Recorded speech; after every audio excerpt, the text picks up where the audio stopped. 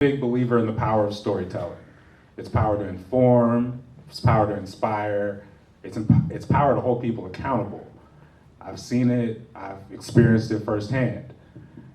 And as Black people, specifically in this state, where, for those who aren't familiar with the history of Oregon, it's the only state that had laws on the books banning Black people from settling. And that's a legacy and a residue that lives with us to this day. But one thing that has helped, in my experience, and a lot of people's experience, in terms of obviously not leveling the playing field, but being an equalizing tool in a lot of areas, is media. So why I want to do this series is to have some of the conversations I think are necessary about building media infrastructure. As a lot of you know, media in general, print media in particular, is in a topsy-turvy place. A lot of even major news organizations right now are scrambling, cutting down. They're not able to pay people. They're not able to put out stories. You can look at, I'm not going to name names, but there are community newspapers out there, culturally specific newspapers. If you open them up, you don't find any local reporting. You find wire news stories from random places across the country. But when people depend on this information, what's the effect of that? So, especially at a time like this, again, where you have the major papers scrambling, there's going to be even less incentive to talk about what does Black media in particular need. And the only people who are going to make that happen is us. So that's why we're having these conversations today. And specifically, I believe I want to use these conversations as a jump off point. It's not just we came here, we heard some people say some cool quotes and then we left. I want this to be something that, leads to further action in building a truly robust, sustainable Black media infrastructure. In order to start that, though, we got to talk about where we've been. And you've looked around at the archives today. You've seen the papers over 160 years. But also where we're at and what we need. And to do that, I brought 3 guests with me, people I've interacted with in different forms through my decade or so in media. So I'll start off first with my left, Mr. Mack Smith. Mack is a Portland, Oregon-based journalist, activist, and editor of We Out Here magazine, a regional online hip-hop magazine. He is known as a community organizer and leader in the Black Lives Matter movement, calling to defund the Portland Police Bureau. Smith has received attention during the 2020 protest over the killing of George Floyd and has been published in the Oregonian, Portland Mercury, and Vortex magazine, among other publications. Next, we have Jenni Moore.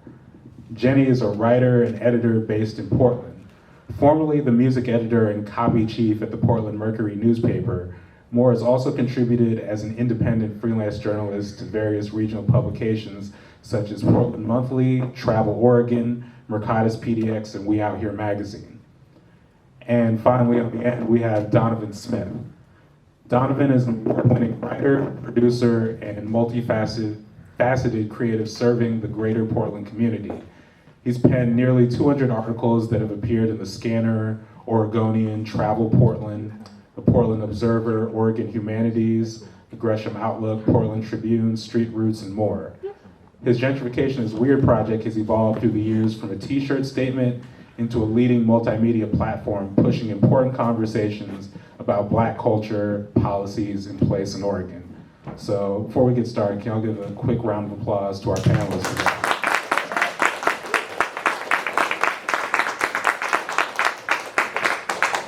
So we started the afternoon with looking at the archives of these different papers, especially through pre-1940s through the 90s.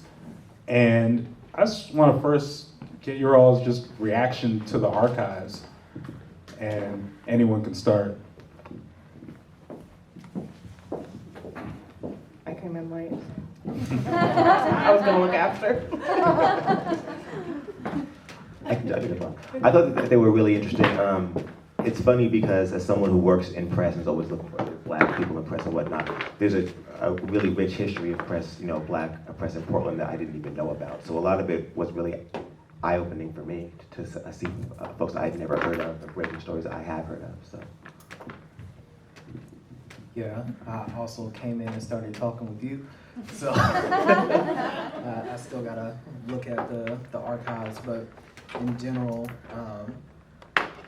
we're talking about the history of Black media in Portland and Oregon back there a little bit, and I just think it is important to recognize there are, even publications that have sunsetted between the 1800s and now that, Black people have been creating press here, whether it's been in a more mainstream sense or more underground, so to speak, and that those voices have always been something that, people have been trying to tell our stories. And it can look like newspapers and it can look like other forms of documentation over the years too. So I do look forward to looking.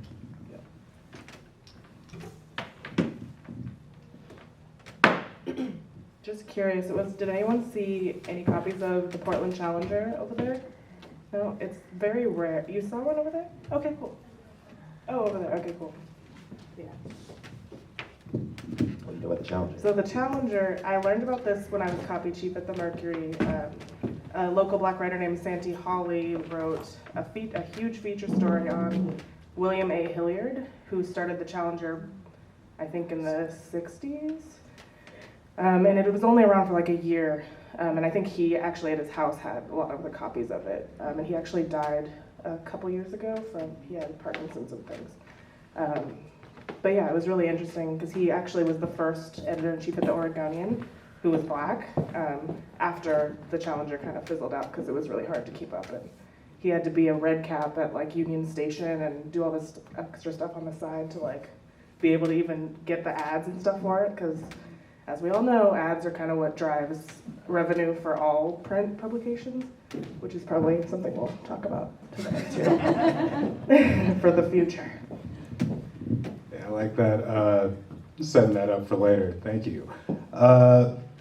So let's just talk about, the situation of Oregon and the underlying factor of all of this, whether we're talking about all the archives you just, looked through or the present and what you all are working through, which is operating under the white gaze.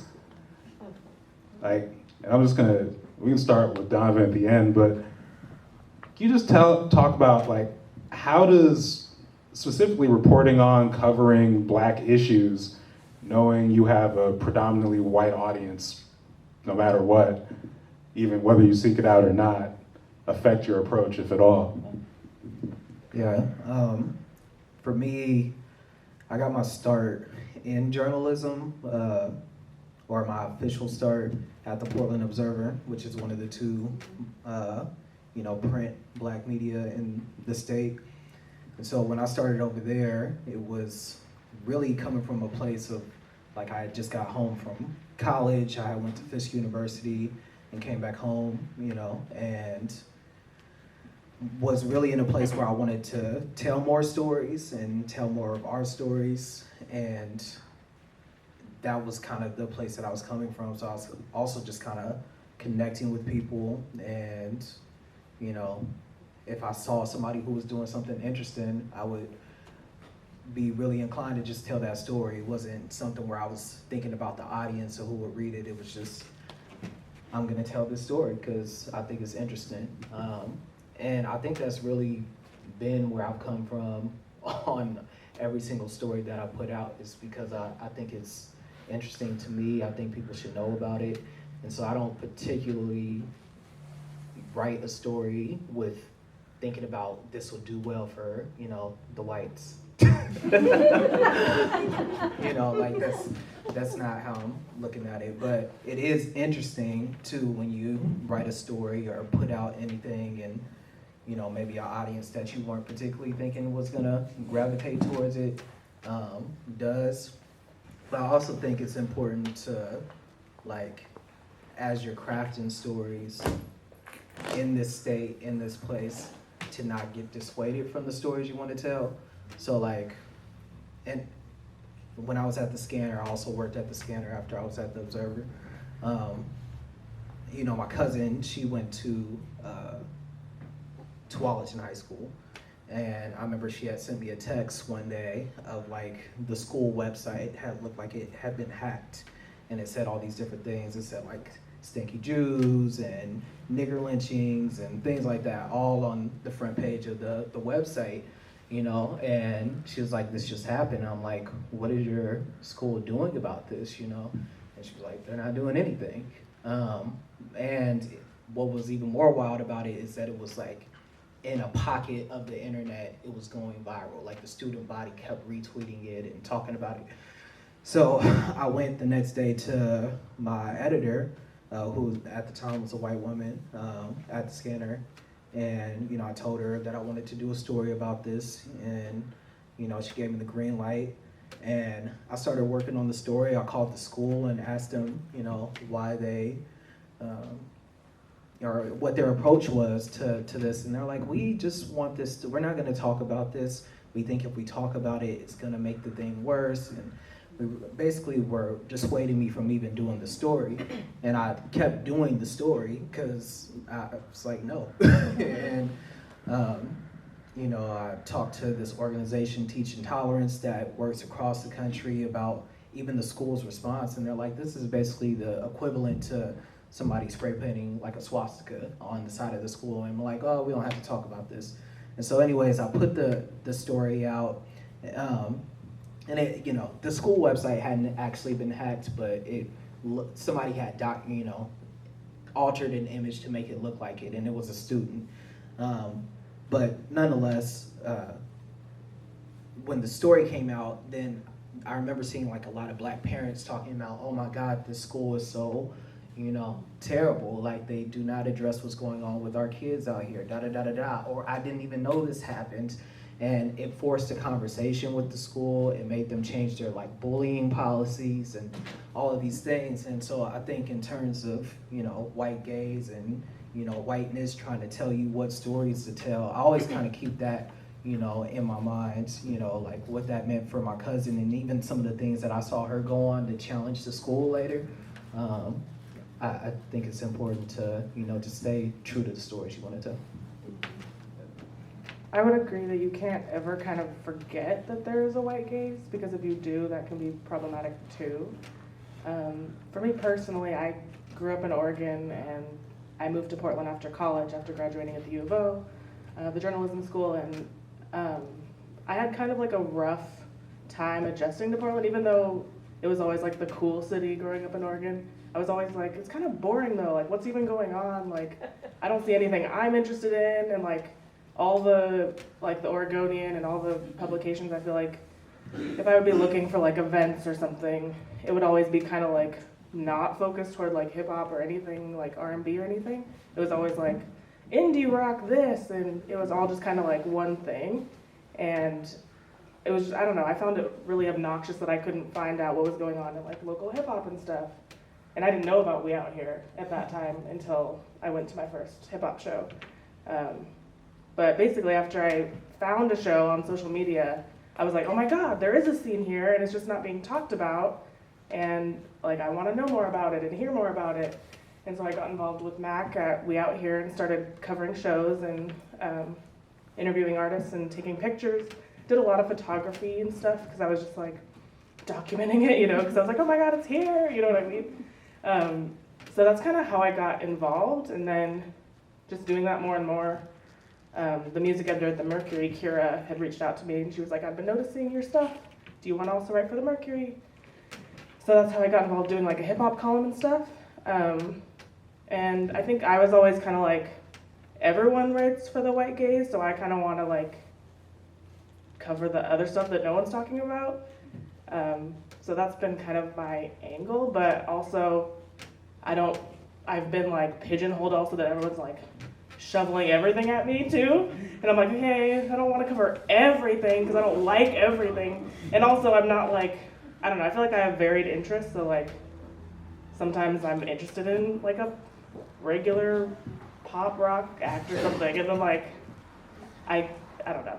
I guess I'm just covering what's interesting to me, and that's my angle. I don't really think about who's reading it too much, but there have been times where like I've covered like people of color circles or something, or like for instance, one time I covered like a Facebook group that I'm not in anymore, but I was just it was like it was like how to find your community in Portland type of piece for like newcomers, and people got really upset that I covered certain things because they were like, well, now it's just going to be white people coming to our events. I was like, sorry, I wasn't really thinking about that. I was just talking to like new black people who are in town and want to find cultural events that they want to go to. So it's hard to not think about the white gaze at all, because you realize that it isn't just black people reading your work. It's obviously a lot of white people reading it too, so I don't know. I try not to think about it too much, but I just try to cover what I think my community wants to hear more about, because now it's cool, because since I started covering hip hop all the time at the Mercury, I feel like Willamette Week is now, when they weren't before. They're like, oh, we gotta keep up with the Mercury. And it's like, I don't know. They might give me an offer. Did they? Oh my God. So I'm Mac, I run We Out Here magazine. So for me, things are a bit different because I don't really write for anyone else that much. I kind of write for my own outlet. And I do some freelance work, and I turn down a lot of freelance work because I don't like what they want me to write about. So for me, it's a little bit different. There's still a white gaze, though. I always talk about how it's inescapable. Like, you can't get over the white gaze. Like, if it's a white, if it's not a white editor, it's gonna be a white producer, or or a white person doing the artwork or picking your photos or whatever. That's always going to change something and take something out. Back when I used to write for the Oregonian, they used to always take like entire paragraphs out of my writing. So I would have like an idea about this music, and I would kind of tie it into like a political thought or whatever, and they would just like pull all that out. Like, no, this is about music only. So for me, that was always kind of an issue, and eventually, they replaced me with a white guy. So that was kind of obvious that was going to happen. So I realized at that point that for me, I didn't want anyone to have a control over my words.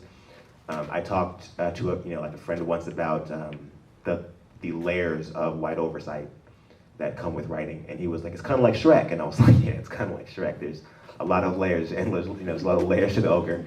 But that's kind of what it is. It's like there's no escaping it. It's always going to be there. So like Jenni and Donovan said, you have to just kind of write for your people and put it where they can find it. And I find that placement oftentimes is more important than anything else.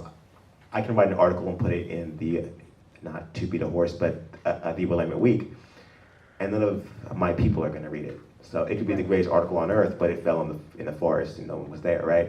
But if I put that same article on my own site, I know that my people are going to read it and my people are going to share it. And then eventually what happens usually is that people that I think wanted to hear it, like a Willamette Week or whoever else, are going to also pick it up because people are interested. So I think that oftentimes we give our power away by looking to white, outlets to give us a voice, and really our voice is already here. So, quick, kind of messy question here, but when I was reading out your bios earlier, you named about 12, 13 different outlets, and I'm just curious, how many black editors have you had? 0. I had about 15, 11, no, I'm playing. Well, okay, 1. I've had Mac. Mac is everything. And Jenni's edited me as well, so. Yeah, I think in terms of, because I've done writing, and video productions and storytelling, I can't think of. Let's just go print. Print, yeah. Print media. Print, 0. Okay. Well, no, you know what? On the Vortex thing last year, you were like the co-editor. I was the editor. That was true. I didn't do One Piece Media there. So Mac. Yes. So for the sake of juicing the numbers here, I think I've had 3, but also one of them was Mac. But what does he do? I'm like, nothing. so I just want to give y'all a picture when we're talking about, again, the infrastructure of black media. In terms of what is getting put out, in terms of the gatekeepers of what is being put out to the world, it's very barren out here. And again, I don't need to name any particular papers or anything, but it's just, yeah, we all are part of like the Mac tree on this stage. But to transition from that though, I was curious, I always ask people, how do they consume news? So, as news producers, as news makers, and just, it doesn't have to be like a long, elaborate answer, but just like when you are, looking for the info for the day and just your normal routine, what does that look like? And anyone can start. I watch Roland Martin pretty much every day. Why? Facts. I watch Roland Martin pretty much every day. I used to watch Democracy Now! Pretty much every morning, and that's very depressing for me. So I don't watch Democracy Now!, at least not to start my morning. It's great information, but yeah, it's very depressing. But Roland Martin is what I go to on YouTube, who's a black newsmaker, not based in Portland. And yeah, online, stuff will, either I'm seeking out information or passively it'll come through my timeline. Yeah. I think I would say the same. I think locally, mostly on the internet, at the weeklies like the Mercury, maybe the Oregonian if there's a specific headline. And then I think more like outside of local, I would say I watch a lot of Trevor Noah on The Daily Show. They're on YouTube specifically. I don't think I watch any news anymore. I put a hard ban on watching Trump the last year, and then I haven't gone back to news at all for the most part. I pretty much just get up in the morning at I get up early though, I'm up at 5-ish usually, just online though, so I just hop on Twitter and I start seeing what's going on the East Coast. And I usually check the NYT feed, and I check, I usually get the Mercury feed and the X-ray feed in the mornings, and yeah, that's pretty much it. Straight off the internet. Yeah, and it's interesting when you talk about just getting off the feed and following certain things, because generally when I put this out to the public, the answer I get the most is Twitter. And I mean, your name is one that comes up a lot, Same. which I think is interesting. And actually it leads me to ask you, do you feel any kind of responsibility as a go-to source, especially when that's not your actual job? It sucks so much. I used to have so much fun on Twitter. Yeah, Twitter is where I get jumped every day now, so it's different than it used to be. I used to go on Twitter and just talk trash and have crushes on people and stuff, but now I can't do that anymore. Now it's just it's all bad. Can't do that anymore. I'm too old for that. Twitter is hard now because people do act like tweets I write are news. In fact, I was just tweeting about how my son got called the N-word. They gave me an enterprise the other week, and the OSAA called me, and I was like, oh, I was like, what did you do? And I was like, I didn't even put your name in there. But they found him, so it was it's kind of serious. I can't just tweet anything anymore. I can't be like, hey, my dad's sick. People will show up at the hospital. So yeah, it's different now. It's different now. So I have to behave differently online and just talk about things that are happening. It's not as fun like it used to be. I don't even have a burner, so it's not fun. And to that end, as far as, because social media has become such an important part of getting the word out and, for lack of better terms, marketing your work to people, do you all have any particular ways you found that are effective? If I do this, it's going to be successful. Or conversely, are there advice that people give of you should do this that you've tried and you're yeah, that definitely doesn't work? I would say off top, I just think that if you believe in yourself as a writer, in the quality of your writing, that you should definitely take a chance on yourself and give it a shot. It can be hard to, not have an audience at first, but if you're doing the work and putting that work in the right places, it can really pay off.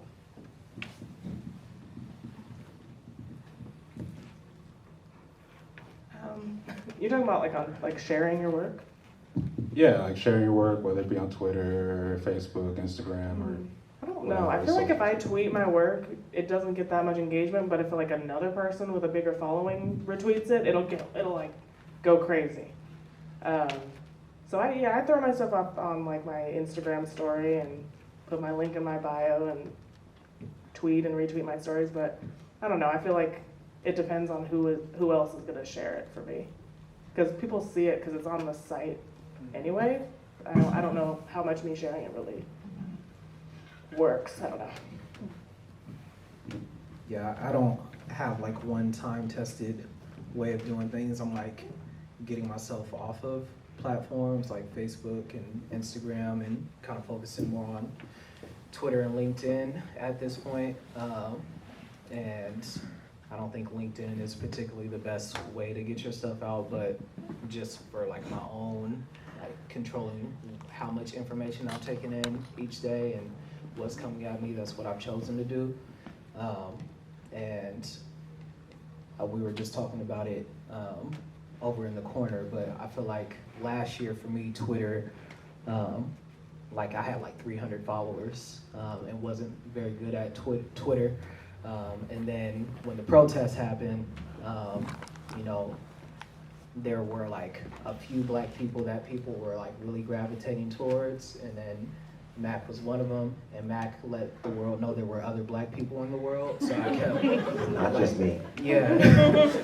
And so I got like a lot of followers from Mac and just generally people like seeking people out online last year, so like I got a lot from that. But what's interesting is that between journalism and other hats that I wear, what those followers tend to eat up the most is anything having to do with police, and like that will get a ton of attention, but like other things don't get that same level of attention, and that's not like the, you know, the end all be all to my focus or anything that I write on. It's a big part of it, but it's not it. So that is interesting. If I have anything to say about cops, my new followers will eat that up. That's just like their Sorry, jam.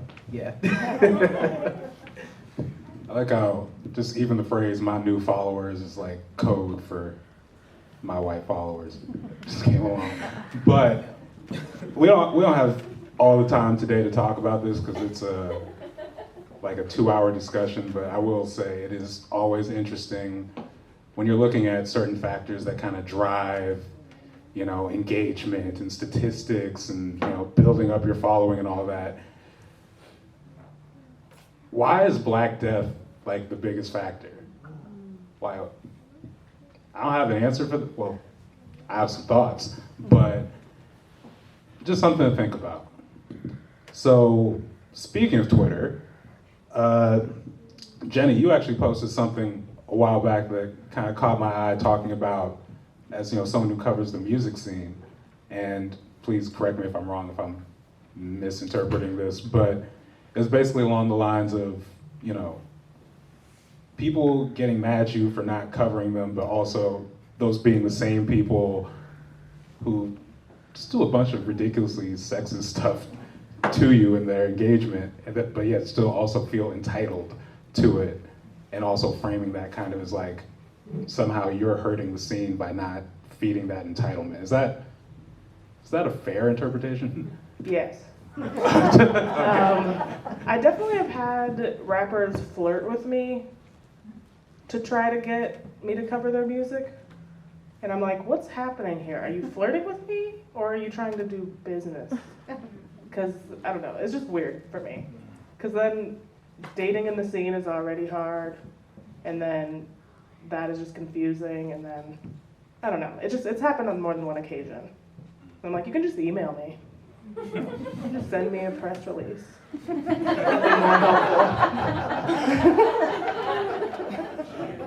So, kind of to that effect, like, kind of in a more general sense, because Portland is like, it's a small, big city, and honestly, like, if you're, as a friend of mine calls us, if you are part of the public blacks, aka people who do stuff like this, then either we all know each other or we're like a degree of separation away.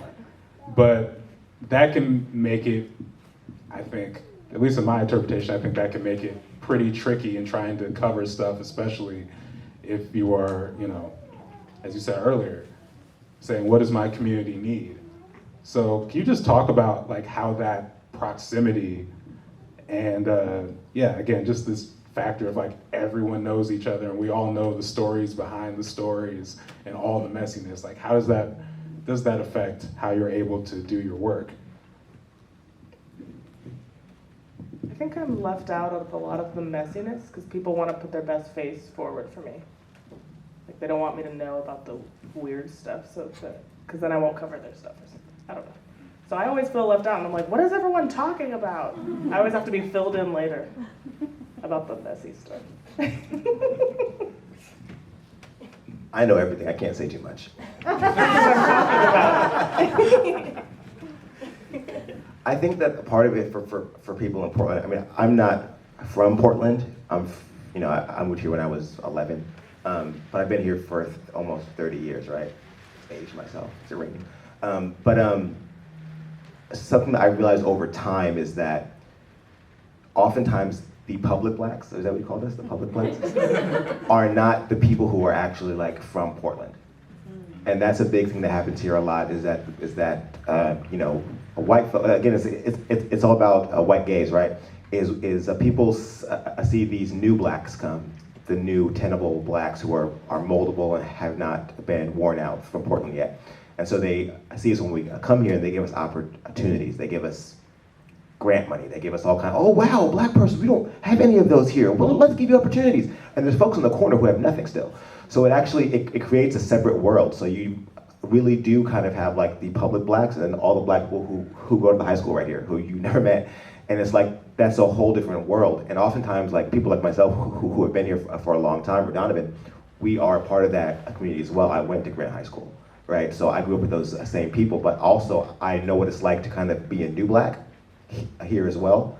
And then also I grew up in the Muslim community, so it's a little bit different. I wasn't necessarily in the black community the same way as everyone else. I was at the black mosques, not the black churches, right? So it's a little bit different. So there are layers to our black communities as well. And that's really important also in the writing, understanding that in black press.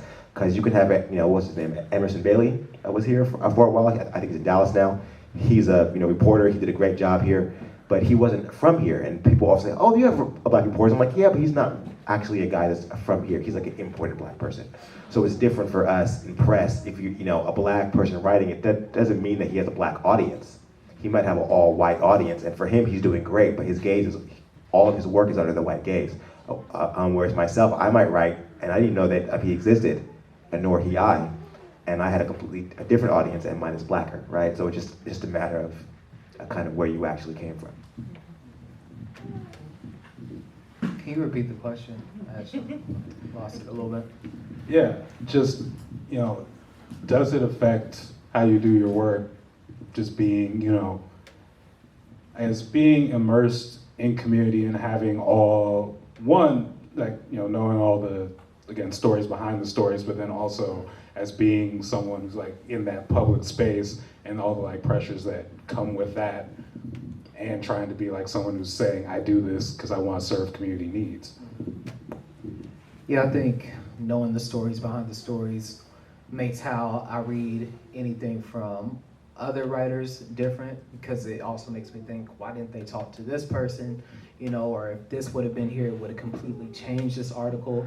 And it's sometimes how I even like, if I'm doing a story, I might write it, you know, like with that same gap in mind, like I'm gonna talk to these people because this isn't what's, you know, being told right now, or this isn't how this story is being framed.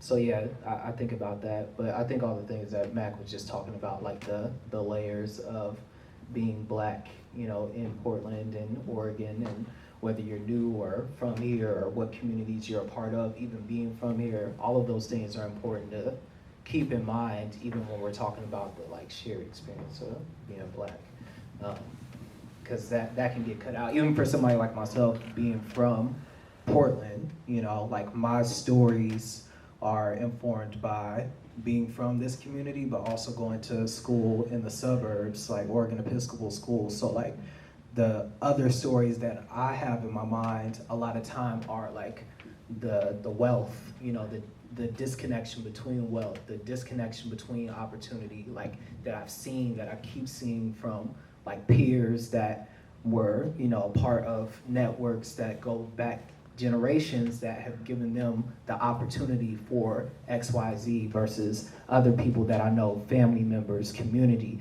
and knowing that the stories can't just be told in like these sound bites. So like I even have a hard time even doing interviews sometimes because I want to explain all of those layers sometimes at length. And so yeah, that's a big part of how I think about things. I think also about the proximity thing, the hardest thing for me at least is that like knowing so many people and then trying to write about them can be, okay, so like in traditional journalism, you're supposed to like not have a conflict of interest, but if you're friends with someone, then it becomes weird if you're writing about them. Because then it's like, are you writing about them because they're your friend or because you know what I mean? So that's hard for me, is like keeping a distance, but also being like, but I do want to be friends with you, but you are worth writing about.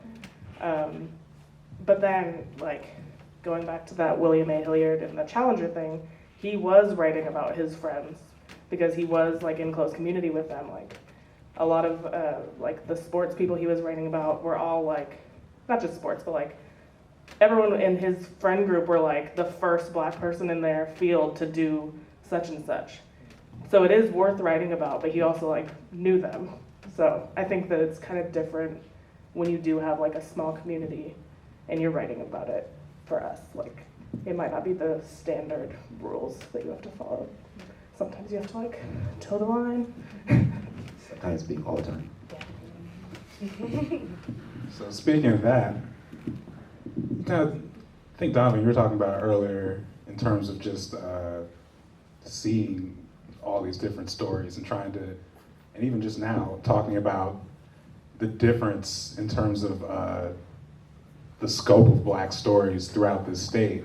Because again, people focus mostly on like police issues, but like that is a small, like it's a very important part, but it's a small part of the story. It's a small part of the dynamics, especially when you talk about, again, people who've lived here all their life, transplants, people like me. I grew up in Lake Oswego, you know, Lake No Negro, Oregon. That's a very different story than Portland.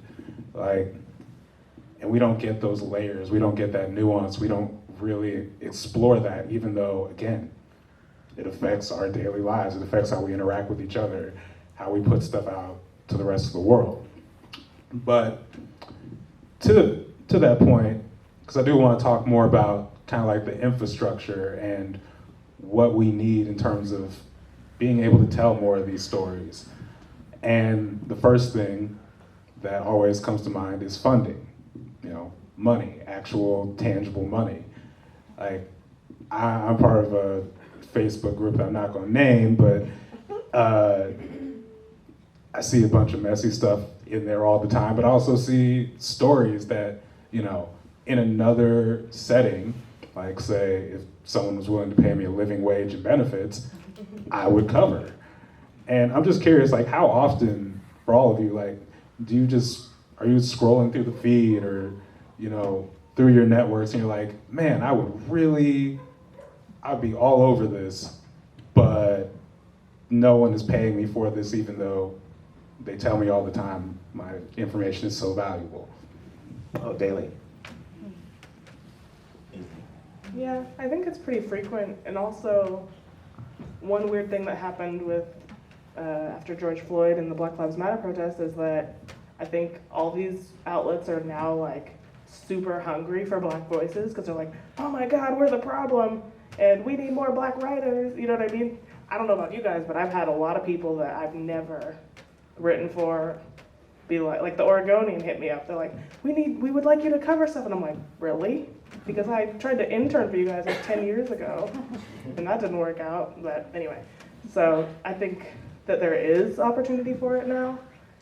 It's just like, who are you willing to write it for?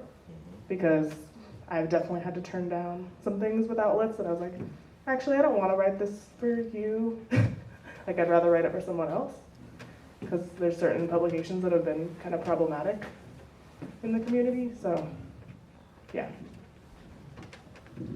Yeah, I think this is just the example that's coming to my mind right now, but like I like covering music a lot as well, and just because of the lack of infrastructure around the Black community and in Black stories, like how many things don't get elevated that typically would get.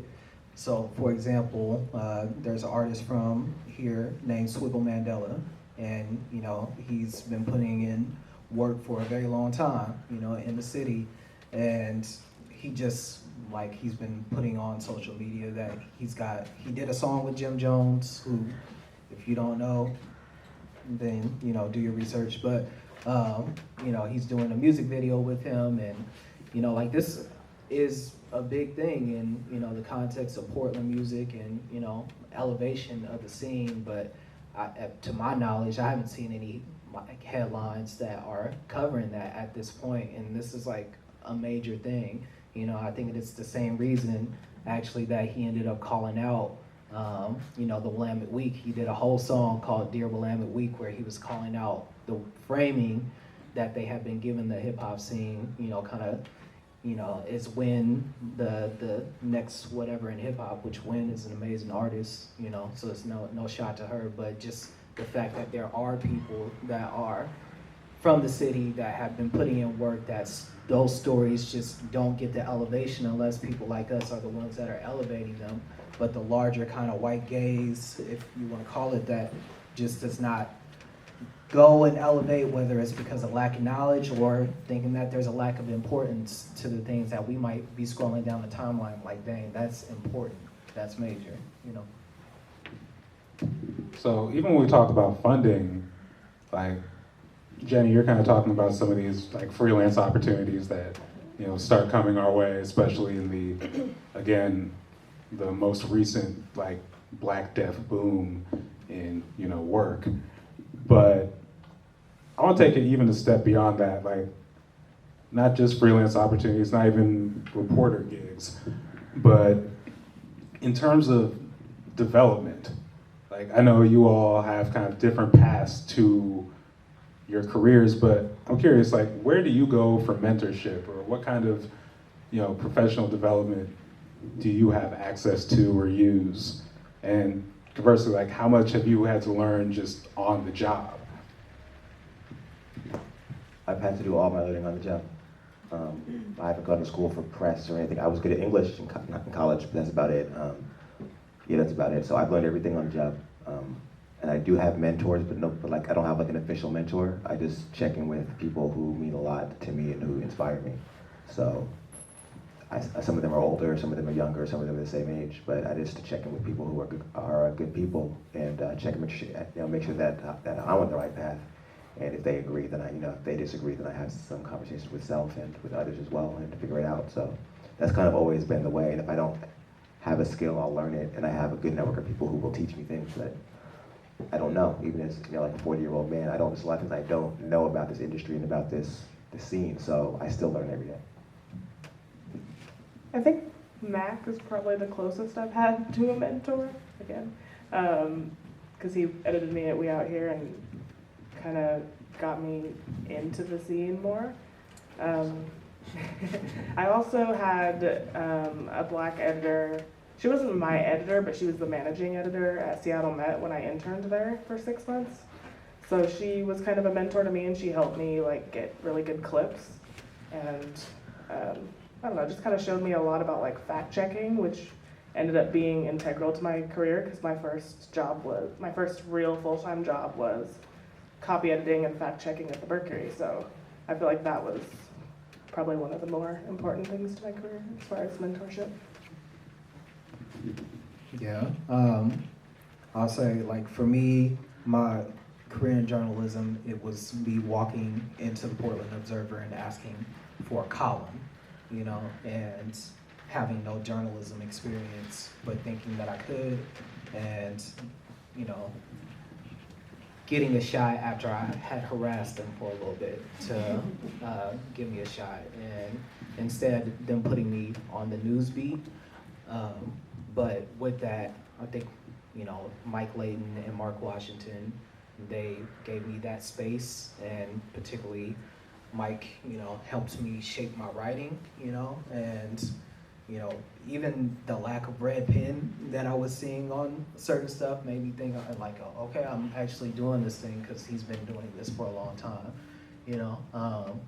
So I think Mike, you know, was a mentor in that way. I think, you know, Helen Silvis and Lisa Loving, they both gave me a lot of information and just like shaping how I could even think about my stories, and encouragement around the stories that I was, you know, writing. And they saw me even when I was at the Observer and they were at the Scanner, and would even give me information and encouragement, and it shaped me. So, you know, I always have respect for those two. And it's been even, you know, as we've changed whatever institution we might be working for at the time, particularly with Lisa, like, it's always been, you know, respect. And so I think that, and, you know, I think I told you, like, even when I was early on, just kind of doing my writing thing, I saw you at the Scanner, and I'd be kind of thinking, like, I know that's good writing, so I'd be thinking, like, what is, you know, how would Bruce maybe even think about this story? Like, that was part of my shaping too. So I think there are kind of multiple people, whether it's been like, you are my mentor, I am your mentee type of thing. I just like have learned from people along the way, and I think it's, you know, that's kind of been my mentorship, is learning from people along the way. But there are some people who have stuck out. Yeah. So just real quickly, because again, as someone who also worked at the Scanner, I also want to shout out Lisa and Helen, because like you, I came in, my background wasn't in reporting or news, it was in opinion writing. And yeah, they did a lot in terms of just like showing me how to really do my job well. And again, also do it with an approach that, you know, came from like caring about the community, not just, you know, making news as like this stop to something bigger. So just want to, since we're recording this, shout them out again. You know, some of you might be thinking, so wait, this is titled the Black News Future Panel, and we've kind of been talking a lot about present issues. But one of the ways I find helpful as far as thinking is talking about what do we need and asking the question. So for those who may not have been keeping score through this evening, again, how many Black editors have we had total that are not on this stage right now in this panel? I think it was like 2, and those were both like in my case. But we talk about formal mentorship, professional development programs. How many did we mention out here? You know, we talk about funding, we talk about opportunities for people to make even just like a living wage, telling these stories that need to be told that really, again, do affect people's lives. Is not a lot, and when they do come, what's driving them? Is it the need for the stories, or is it a reaction? Usually, again, I'll just say it again, to Black death. So when we talk about what we're trying to build, what we need, that's where we can start. But before we turn it over to audience questions, because I'm sure you all have, you know, thoughts and things you'd like to ask the panel here, I do want to end this on a, you know, more uplifting note. And I just want to ask you if there's like a local Black media personality, it doesn't necessarily have to be in print media, and it doesn't have to necessarily be current, that inspires you. I feel like I know what this came. I got words for Ken Body though.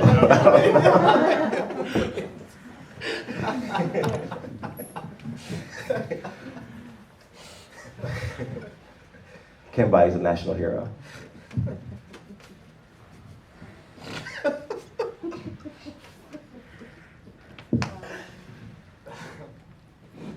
would say,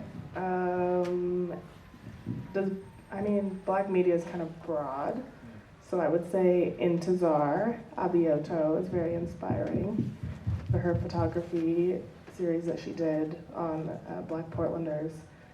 And she did a TED Talk on it, and I cried while she was talking about it. So I feel like that's one of the more inspiring people in town.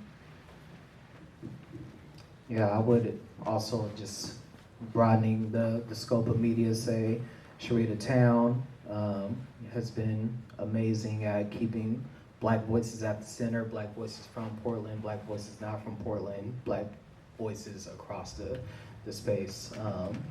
That's somebody to follow, and it's not through Instagram or Twitter per se. It's just she's doing the work, and has been one of the most impactful in Black media in this place. Also, Nicole Hannah-Jones, has ties to this place, and so, I think that's important to remember. If you don't know who Nicole Hannah-Jones is, she's been a New York Times reporter. She's got the 1619 Project, which is a multimedia, dive into Black history, starting from not 1776 or the slavery period, or the period of that we most commonly look at slavery. But yeah, she's been doing a lot of great work, and just to know that that's a person that is also from and has roots here. She's somebody that I look to as a voice.